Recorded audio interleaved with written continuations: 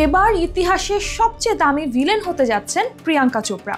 দক্ষিণী সিনেমার বিখ্যাত পরিচালক এস রাজমৌলির SSMB29 সিনেমার প্রধান ভিলেন চরিত্রে হাজির হবেন দেশি গার্ল খ্যাত এই অভিনেত্রী। চরিত্রটিতে অভিনয়ের জন্য মোটা অঙ্কের পারিশ্রমিক পাবেন তিনি, যা হতে যাচ্ছে ভারতীয় সিনেমার ইতিহাসে ভিলেন চরিত্রের জন্য সর্বোচ্চ।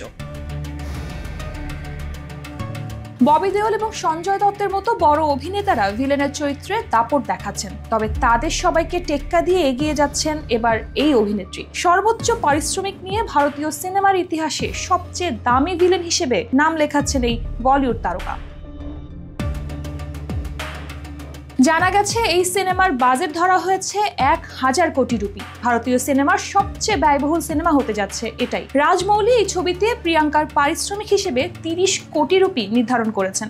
এর আগে কোনো পুরুষ বা নারী শিল্পী ভিলেন চরিত্রে এত পারিশ্রমিক নেননি বলে দাবি পিঙ্ক ভিলার।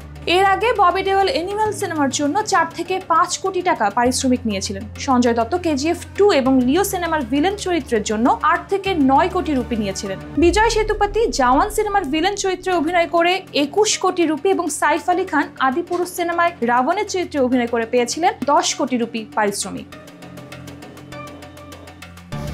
অন্যদিকে ইমরান হাশমি টাইগার 3 সিনেমায় ভিলেন চরিত্রে অভিনয় করার জন্য 10 কোটি রুপি পারিশ্রমিক পেয়েছেন।